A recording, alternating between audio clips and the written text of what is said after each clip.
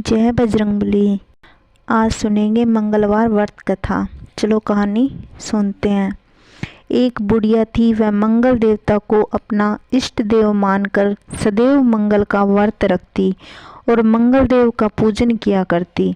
उसका एक पुत्र था जो मंगलवार को पैदा हुआ था, इस कारण उसको मंगलिया के नाम से पुकारा करती।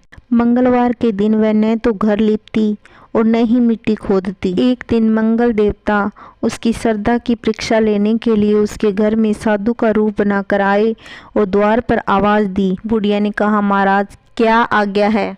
साधु कहने लगा कि बहुत भूख लगी है, भोजन बनाना है, इसलिए थोड़ा सा चौका लीप दे तो तेरा पुण्य होगा। यह सुन बुढ़िया ने कहा, महाराज आज मंगलवार की व्रती हूँ, इसलिए मैं चौका नहीं लगा सकती। कहो तो जल का छिड़काव कर दूं, उस पर भोजन बना ले।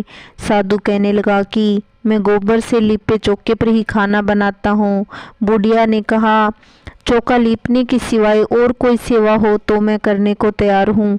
तब साधु ने कहा कि सोच समझकर उत्तर दो, जो कुछ भी कहूँ सब कुछ तुमको करना होगा। बुढ़िया कहने लगी, महाराज चौका लीपने के अलावा जो भी आज्ञा करेंगे उसका पालन मैं अवश्य करूँगी। बुढ़िया ने ऐसे 3 बार वचन दे दिया।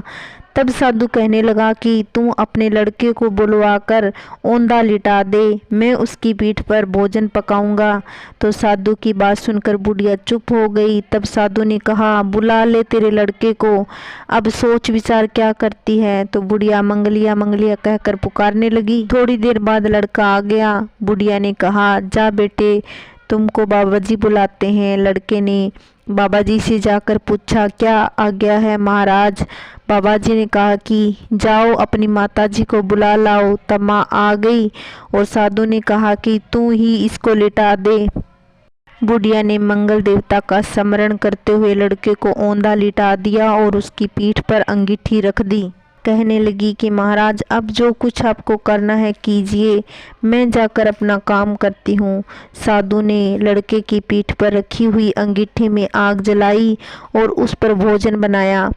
जब भोजन बन चुका तो साधु ने बुढ़िया से कहा कि अब अपने लड़के को बुलाओ, वह भी आकर भोग लगा लेगा। बुढ़िया कहने लगी कि यह कैसे आश्चर्य की बात है कि उसकी पीठ पर आपने आग जलाई और उसी को प्रसाद के लिए बुलाते हैं। क्या यह संभव है कि अब भी आप उसको जीवित समझते हैं? आप कृपा करके उसका याद भी मुझको न करवाएं और भोग लगाकर जहाँ जाना चाहते हो चले जाइए।